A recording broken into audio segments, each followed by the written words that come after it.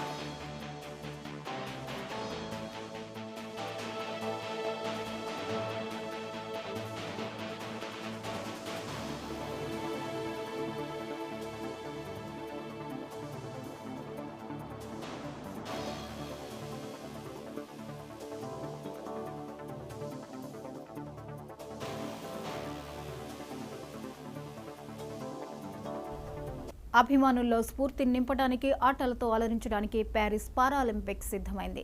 11 రోజుల పాటు ఇక సందడే. 22 అథ్లెట్లు క్రీడల్లో పోటీ పడుతున్నారు. ప్యారిస్ ఒలింపిక్స్లో స్కేట్ బోర్డింగ్, బ్రేక్ డాన్స్ జరిగిన డీలా కాంకర్డ్ వేదికలో నేడు పారాలింపిక్స్ ఆరంభోత్సవం జరగనుంది. పారాలింపిక్స్ చరిత్రలో స్టేడియంలో కాకుండా బహిరంగ ప్రదేశంలో తొలిసారి ప్రారంభోత్సవం జరగనుంది. సెప్టెంబర్ 8న ముగింపోత్సవం నిర్వహిస్తారు. ప్యారిస్ ఒలింపిక్స్లో వివిధ క్రీడలకు వేదికలుగా నిలిచిన ప్రదేశాల్లోనే పారాలింపిక్స్లోనూ పోటీలు జరగనున్నాయి. అయితే ఐఫిల్ టవర్ సమీపంలో బీచ్ వాలీబాల్ నిర్వహించిన ప్రాంతంలో అందులో సాకర్ నిర్వహించబోతున్నారు.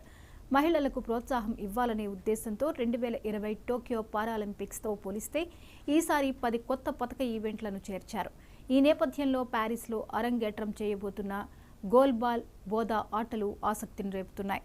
చైనా అత్యధికంగా అథ్లెట్లను పోటీలకు పంపుతోంది. 2020 టోక్యో పారాలింపిక్స్లో 96 స్వర్ణాలతో సహా 207 పతకాలు సాధించిన చైనా ఈసారి కూడా సత్తా చాటాలనే పట్టుదలతో ఉంది.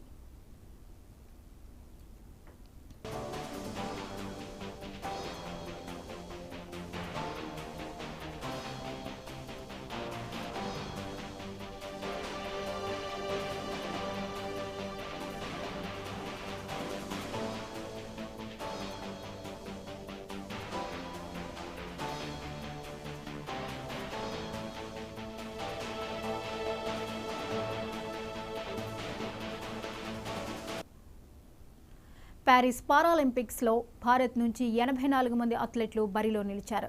Athletics 38, badminton 13, shooting 10, archery 6, power lifting 4, para canoeing 3, cycling, judo, table tennis, rowing 2, taekwondo, swimming 1 మన అథ్లెట్లు పోటీ పడుతున్నారు. వీరిలో జీవాంజీ దీప్తి, కొంగనపల్లి నారాయణ, షేక్ అర్షద్, రొంగలి రవి తెలుగు రాష్ట్రాల నుంచి ప్యారిస్కు వెళ్లారు. టోక్యో పారాలింపిక్స్లో పసిడితో పాటు కాంస్యం సాధించిన షూటర్ అవనీ లేఖరాపై ఈసారి మంచి అంచనాలున్నాయి.